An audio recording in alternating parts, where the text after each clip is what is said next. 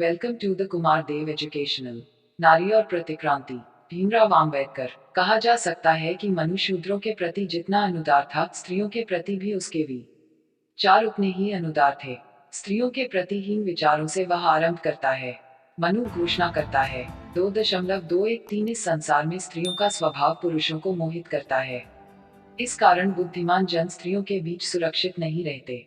2.214 क्योंकि स्त्रियां इस संसार में केवल मूर्ख को ही नहीं बल्कि विद्वानों को भी पथभ्रष्ट करने में और उन्हें काम और क्रोध का दास बना देने में सक्षम है।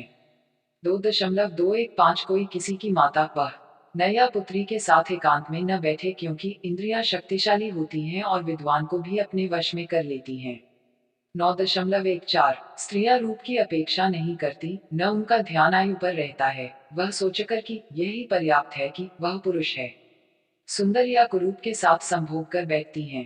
2.15 इस संसार में उनकी चाहे जितनी भी रक्षा क्यों न की जाए, पुरुषों के प्रति काम भावना, अपनी चंचल प्रकृति और अपनी स्वाभाविक हृदयहीनता के कारण वह अपने पति के प्रति निष्ठा रहित हो जाती हैं। 9.16 उनका ऐसा स्वभाव जानकर जो ब्रह्मा ने उन्हें अपनी सृष्टि के समय दिया है, प्रत्येक मनुष्य को उनकी रक्षा के लिए विशेष प्रयत्न करना चाहिए। 9.17 मनु ने स्त्रियों की सृष्टि करते समय इनमें अपनी शया, अपने स्थापन और अपने आभूषणों के लिए प्रेम, वासना, क्रोध, बेईमानी, ईर्ष्या और दुराचरण निहित किया है। स्त्रियों के प्रति मनु के ये न यमकाट्य हैं। स्त्रियां किसी भी परिस्थिति में स्वतंत्र नहीं हैं। मनु के मतानुसार 9.2 स्त्रियां उनके परिवारों के पुरुषों द्वारा दिन रात अधीन रखी जानी चाहिए और यदि वे अपने को विषयों में आसक्त करें तो उन्हें अपने नियंत्रण में अवश्य रखें। 9.3 स्त्री की रक्षा उसके बचपन में उसका पिता करता है, युवावस्था में उसका पति, जब उसका पति दिवंगत हो जाता है, वृद्धावस्था में उसके पुत्र उसकी रक्षा करते हैं। स्त्री कभी स्वतंत्र रहने योग्य नहीं है। 9.5 स्त्रियों की रक्षा विशेषकर दुष्प्रवृत्ति से की जानी चाहिए जो चाहे जितनी भी नगण्य क्यों न प्रतीत हो, क्योंकि यदि उनकी रक्षा नहीं की गई तो वे दोनों परिवार, पिता तथा पति के क्लेश का कारण बन जाती है। 9.6 वर्णों का उत्तम धर्म समझते हुए दुर्बल पतियों को भी अपनी पत्नी की रक्षा करने का भरसक प्रयत्न करना चाहिए।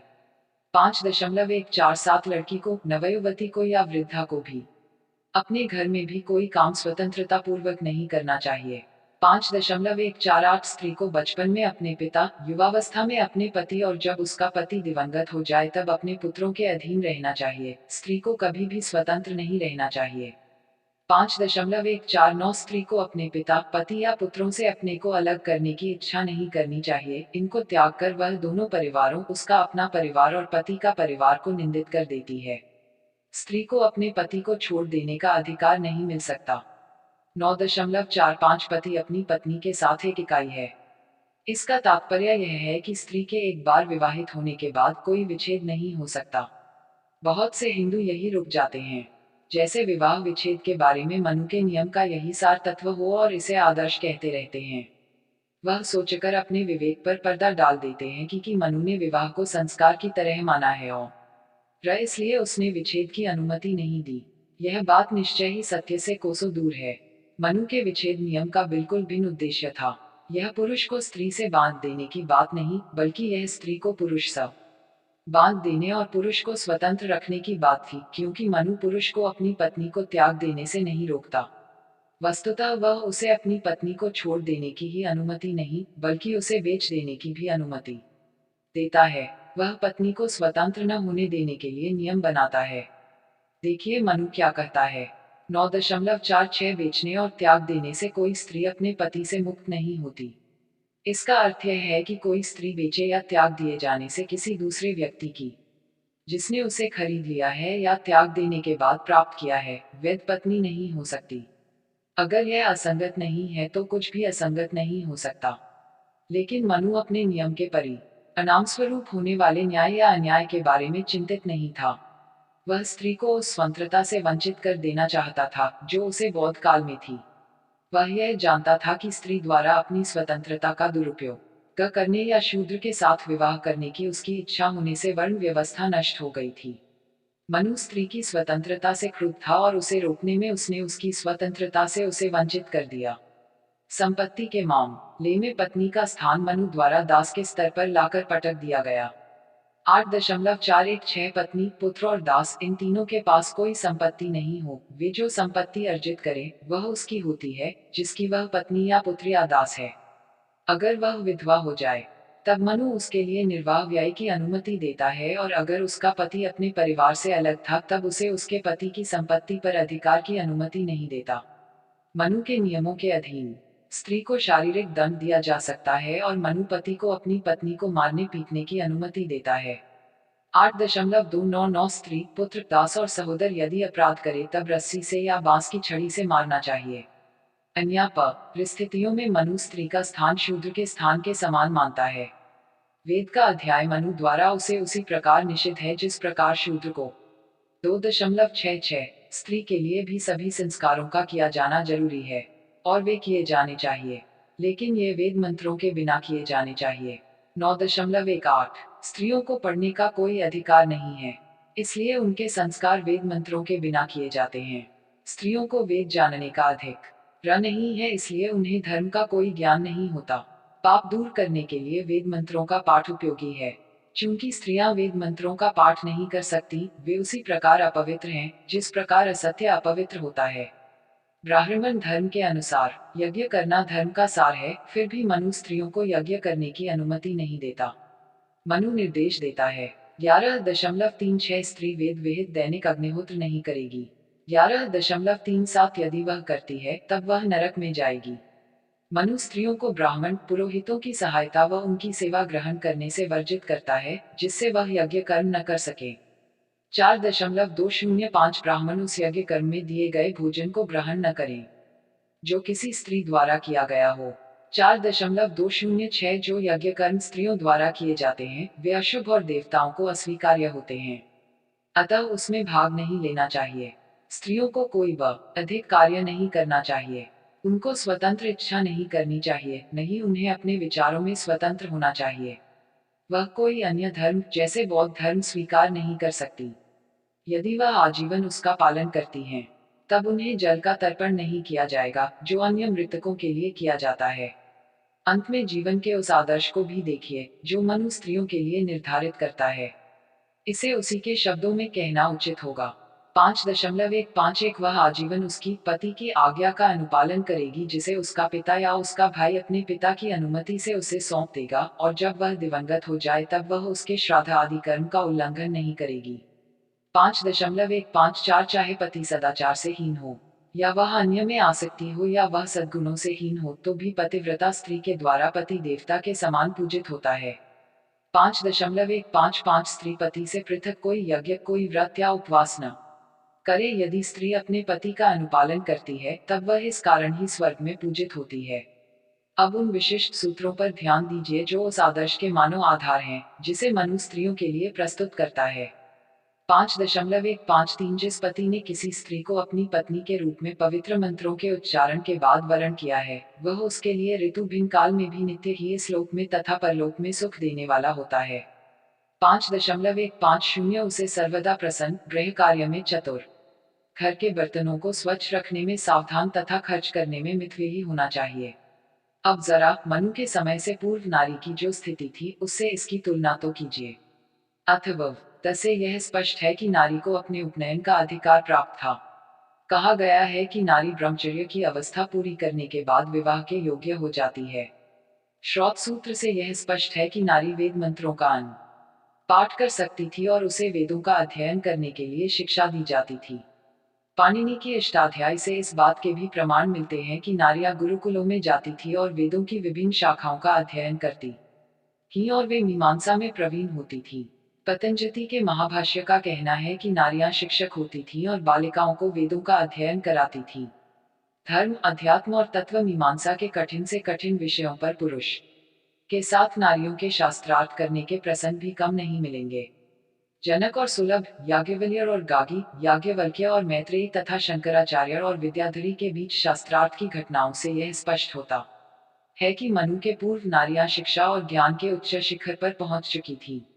मनु से पूर्व नारी को बहुत सम्मान दिया जाता था, इससे इनकार नहीं किया जा सकता। प्राचीन काल में राजाओं के राज्याभिषेक के समय में जिन स्त्रियों की महत्वपूर्ण भूमिका होती थी उनमें रानी भी होती थी। राजा दूसरों की भांति रानी को भी वर प्रदान करता था। राज्याभिषेक के पूर्व चयनित राजा केवल रानी की ही नहीं वरन वह नीची जाति की अपनी अन्य पत्नियों की भी स्तुति करता था। इसी प्रकार वह राज्याभिषेक के बाद अपने प्रमुख शासनाधिकारियों की पत्नियों का भी अभिवादन करता था। कौटिल्य के युग में नारी 12 वर्ष की अवस्था में और पुरुष 16 वर्ष का अवस्था में वयस्क माने जाते थे। यही आयु विवाह की आयु मानी जाती थी। बौद्धायन के गृह सूत्र में कहा गया है कि कन्या वयःसंधि के बाद विवाह योग्य ही जाती है और विवाह के समय जब वह रजस्वला हो तब प्रायश्चित कर्म का विशेष विधान किया गया है। कौटिल्य के अर्थशास्त्र में स्त्री पुरुष के संभोग के लिए आयु के संबंध में कोई नियम नहीं है। इसका कारण यह है कि विवाह वयःसंधि की अवस्था के बाद होता था।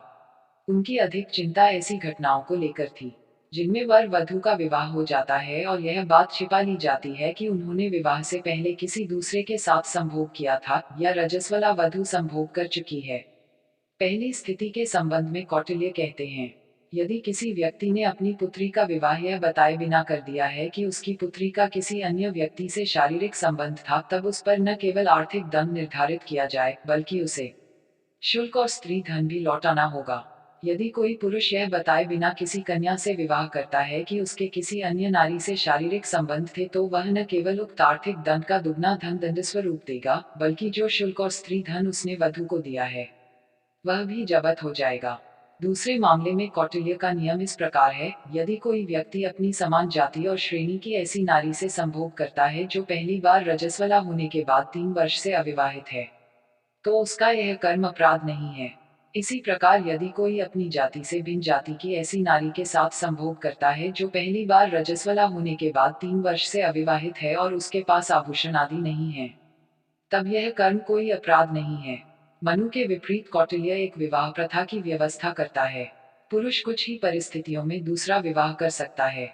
कौटिल्य ने इसकी शर्तें बताई हैं जो निम्नलिखित हैं। यदि कोई नारी जीवित बालक को जन्म नहीं दे पाती है या जिसके पुत्र नहीं है अथवा कोई स्त्री बांझ है, तो उसका पति दूसरा विवाह करने से पूर्व 8 वर्ष तक प्रतीक्षा करे। यदि कोई नार मृत बालक को जन्म देती है तो उसे 10 वर्षों तक प्रतीक्षा करनी चाहिए। यदि वह केवल पुत्रियों को ही जन्म देती है तो उसे 12 वर्ष तक प्रतीक्षा करनी होगी। तब यदि वह पुत्र की कामना करता हो तो वह दूसरा विवाह कर सकता है। इस नियम के उल्लंघन पर उसे स्त्री को न केवल शुल्क और उसका स्त्री धन देना होगा और आर्थिक क्षतिपूर्ति करनी होगी, बल्कि उसे राज्य को 24 पन दंड स्वरूप भी देने होंगे। अपनी पत्नियों को अनुपातिक का क्षतिपूर्ति और समुचित वृत्ति देने के बाद वह कितनी ही स्त्रियों से विवाह कर सकता है, क्योंकि स्त्री का जन्म पुत्रोत्पत्ति के लिए होता है। मनु के विपरीत कौटिल्य के युग में नारी अपने पति के साथ परस्पर र और घृणा होने के कारण विवाह विच्छेद कर सकती थी। जो नारी अपने पति से घृणा करती है वह उस पति की इच्छा के विरुद्ध अपना विवाह संबंध नहीं तोड़ सकती। वह पति भी अपनी इच्छा से अपनी स्त्री की इच्छा के बिन उसका परित्याग नहीं कर सकता, परंतु परस्पर वैर होने पर विवाह विच्छेद होता है। यदि एक पुरुष अपनी पत्नी से खतरा अनुभव करता है और उससे विवाह विच्छेद करना चाहता है तो वह उसे वह संपत्ति देगा जो उसे नारी का विवाह के अवसर पर प्राप्त हुई थी। यदि कोई नारी अपने पति से खतरा अनुभव करती है और उससे विवाह विच्छेद करना चाहती है तो उसका अपनी संपत्ति पर कोई अधिकार शेष नहीं रहेगा।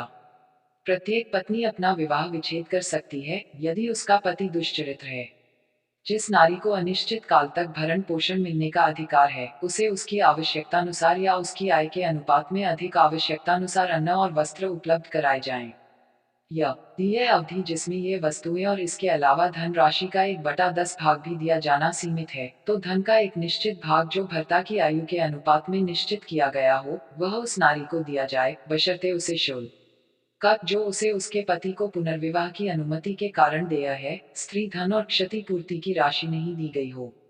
यदि वह अपने ससुर कुल के किसी व्यक्ति के संरक्षण में रहना चाहती है अथवा वह स्वतंत्र रहना आरंभ कर देती है, तब उसके भरण पोषण के लिए उसके पति पर दावा नहीं किया जा सकता। इस प्रकार भरण पोषण का निर्धारण होता है। कौटिल्य के समय में किसी नारी अथवा विधवा के पुनर्विवाह पर कोई प्रतिबंध नहीं था। यदि कोई नारी अपने पति की मृत्यु के बाद धर्मपरायण जीवन यापन करना चाहती है तो वह तुरंत न केवल अपनी स्थायी निधि और स्त्री धन को प्राप्त करेगी बल्कि देय शुल्क बकाया भी प्राप्त करेगी। यदि इन दोनों को प्राप्त करने के बाद वह पुनर्विवाह कर लेती है तो उस नारी को इन दोनों को उनके मूल्यों पर ब्याज सहित लौटाना होगा। यदि वह दूसरा विवाह करना चाहती है तो उसको पुनर्विवाह के समय वह सब दिया जाएगा जो उसे उसके ससुर या उसके पति अथवा दोनों ने दिया था। नारियां कब पुनर्विवाह कर सकती हैं, यह अपने अपने पतियों के साथ बिताए गए दीर्घ समय के बारे में स्पष्ट किया जाएगा। यदि कोई विधवा अपने ससुर द्वारा चुने गए पुरुष के बजाय किसी अन्य पुरुष के साथ विवाह करती है तो वह उस संपत्ति से वंचित हो जाएगी जो उसे अपने ससुर अथवा मृत पति से प्राप्त हुई होगी। जब कोई नारी किसी जाति नातेदार से पुनर्विवाह करती है तब उस पति के जाति नातेदार उसके पुराने ससुर को वह सब संपत्ति लौटा देंगे जो उस नारी की अपनी होती थी। जो किसी नारी को न्यायतः अपने संरक्षण में लेता है वह उसकी संपत्ति का भी संरक्षण करेगा। जो नारी पुनर्विवाह करती है वह अपने मृत पति की संपत्ति पर अधिकार करने में सफल नहीं होगी। धर्मपरायण जीवन व्यतीत करती है तो उसे ऐसा अधिकार होगा। कोई भी नारी पुत्र या पत्रों सहित पुनर्विवाह करने के बाद अपनी संपत्ति स्त्री धन का स्वेच्छापूर्वक उपयोग करने में स्वतंत्र नहीं है क्योंकि उसकी संपत्ति उसके पुत्रों को प्राप्त होगी। यदि कोई नारी पुनर्विवाह के पश्चात इस तर्क पर अपनी संपत्ति लेना चाहे कि उसे अपने पुत्रों का भरण पोषण करना है जो उसने अपने पूर्व पति से जन्मे थे तो उसे वह संपत्ति उनके नाम करनी होगी। यदि किसी नारी के कई पुत्र हों और वे कई पतियों से उत्पन्न हुए हों तो वह अपनी संपत्ति पर वैसे ही अधिकार कर सकती है जैसे कि वह उसे अपने पतियों से प्राप्त हुई हो। जो नारी पुनः विवाह करती है वह उस संपत्ति को भी अपने पुत्रों के नाम करेगी जो उसे पूर्ण अधिकार सहित प्राप्त हुई है। जो बांझ विधवा अपने मृत पति में आस्था रखती है वह अपने गुरु के संरक्षण में रहकर आजीवन अपनी संपत्ति का उपयोग कर सकती है जिससे उसे उन आपदाओं का सामना न करना पड़े जो नारियों को संपत्ति के संबंध में झेलनी पड़ती हैं। उसकी मृत्यु पर उसकी संपत्ति उसके दायदा को प्राप्त होगी। यदि उसका पति जीवित है और पत्नी की मृत्यु हो गई है तो उस नारी के पुत्र और पुत्रियां आपस में संपत्ति का विभाजन करेंगे। यदि पुत्र नहीं है तो वह संपत्ति उसकी पुत्रियों को मिलेगी। यदि पुत्री भी न हो तो उसका पति वह संपत्ति शुल्क प्राप्त करेगा जो उसने अपनी पत्नी को दिया हो और उसके संबंधी उस सामग्री को प्राप्त करेंगे जो उन्होंने दान अथवा दहेज के रूप में उसे दी थी। इस प्रकार नारी की संपत्ति के निर्धारण की व्यवस्था की गई है। शूद्र वैश्य क्षत्रिय और ब्राह्मण वर्ण की जो पत्नियां हैं और जिनके संतान उत्पन्न नहीं हुई है वे क्रमशः 1, 2, 3 और 4 वर्ग तक प्रतीक्षा करे क्योंकि उनके पति अल्प समय के लिए प्रदेश गए हुए हैं और जिन्होंने बच्चों को जन्म दिया हो वे अपने अनुपस्थित पति की 1 वर्ष से अधिक समय तक प्रतीक्षा करें। यदि उन्हें भरण पोषण की राशि दी गई हो तो उन्हें उक्त अवधि से दुगने समय तक प्रतीक्षा करनी चाहिए। यदि उन्हें भरण पोषण की व्यवस्था नहीं की गई है तो उनके संपन्न जाति नातेदारों को उनका भरण पोषण 4 से 8 वर्ष तक करना चाहिए। तब परिजन को चाहिए कि वह उनसे उस संपत्ति को वापस लेकर विवाह के लिए मुक्ति कर दे जो उन्हें विवाह के अवसर पर प्रदान की गई थी। यदि पति ब्राह्मण है और वह प्रदेश में अध्ययन कर रहा है तो उसकी पत्नी को जिसके कोई बच्चा नहीं है उसकी प्रतीक्षा 10 वर्ष तक करनी चाहिए, किंतु यदि उसके बच्चे हैं तो 12 वर्ष तक प्रतीक्षा करें। यदि कोई पति राजा का कर्मचारी है तो उसकी पत्नी उसकी आजीवन प्रतीक्षा करे और यदि उसने किसी सवर्ण अर्थात दूसरा पति जो उसी गोत्र का है जिसका पूर्व पति था से संतान को जन्म दिया है जिससे उसका नारी का वंश समाप्त होने से बच जाए तो वह नारी ऐसा करने से निंदा की पात्र नहीं होगी। यदि अनुपस्थित पति की पत्नी के पास भरण पोषण नहीं है और उसके संपन्न जाति नातेदारों ने उसकी उपेक्षा कर दी है तो उस पुरुष के साथ अपना पुनर्विवाह कर सकती है जिसे वह पसंद करती है तथा जो उसका भरण पोषण कर सकता हो उसे कष्टों से मुक्ति दिला सकता हो। यहाँ मनु के विपरीत विवाहिता नारी को आर्थिक स्वाधीनता सुनिश्चित की गई थी। यह कौटिल्य के अर्थशास्त्र में पत्नी की स्थायी निधि और उसके भरण पोषण के संबंध में दी गई व्यवस्था से स्पष्ट है, जो इस प्रकार है जिसे नारी की संपत्ति कहा जाता है। उसमें जीविका के साधन वृत्ति या आभूषण अवघ शामिल है। जीविका के जिन साधनों का मूल्य 2000 से अधिक है वह उसके नाम स्थायी निधि है। आभूषणों की कोई सीमा नहीं है। यदि कोई पत्नी संपत्ति का उपयोग अपने पुत्र अपनी पुत्र वधू और स्वयं पर करती है और जबकि पति ने उसके भरण पोषण का कोई प्रबंध न किया हो तब वह किसी अपराध की भागी नहीं होगी। प्राकृतिक आपदा व्याधि और अकाल के समय खतरों से बचने के लिए और दान दक्षिणा के लिए पति भी उस संपत्ति का उपयोग कर सकता है। जिस दंपति के जुड़वा बच्चे हुए हों वह यदि परस्पर सहमति से इस संपत्ति का उपयोग करें तो इनमें से किसी के विरुद्ध कोई शिकायत नहीं होगी। तब भी किसी शिकायत को स्वीकार नहीं किया जाएगा जब इस संपत्ति का उपयोग 3 वर्ष तक उन लोगों ने किया हो जिनका विवाह पहली 4 पद्धतियों के अनुसार हुआ हो। किंतु गंधर्व विवाह और असुर विवाह होने पर यह संपत्ति ब्याज सहित लौटानी होगी। राक्षस और पिशाच विवाह के संदर्भ में यह संपत्ति चोरी की संपत्ति समझी जाएगी। जिस नारी को अनिश्चित काल तक भरण पोषण मिलने का अधिकार है, उसे आवश्यकता के अनुसार अन्न और वस्त्र या भर्ता की आयु के अनुपात में हो तो अधिक आवश्यकतानुसार उपलब्ध कराए जाएं। यदि वह अवधि जिसमें वस्तुएं और इसके अलावा धनराशि का 1/10 भाग भी दिया जाना है सीमित है, तब धन का एक निश्चित भाग जो भर्ता की आय के अनुसार निश्चित किया गया हो तो वह उस नारी को दिया जाए, बशर्ते उसे शुल्क जो उसे उसके पति की अनुमति के अनुसार देना है स्त्री धन क्षतिपूर्ति का राशि नहीं दी गई है। यदि वह अपने ससुर कुल के किसी व्यक्ति के संरक्षण में रहना चाहती है अथवा वह स्वतंत्र रहना आरंभ कर देती है, उसके भरण पोषण के लिए उसके पति पर दावा नहीं किया जा सकता। इस प्रकार भरण पोषण का निर्धारण होता है। क्या यह आश्चर्यजनक नहीं लगता कि कौटिल्य के समय में कोई पत्नी अपने पति के विरुद्ध प्रताड़ना और मानहानि होने पर अदालत में जा सकती थी। संक्षेप में, मनु से पहले नारी स्वतंत्र थी और पुरुष की समान भागीदार थी। मनु ने उसे पदावनत क्यों किया? Thanks for watching. Like, share and subscribe.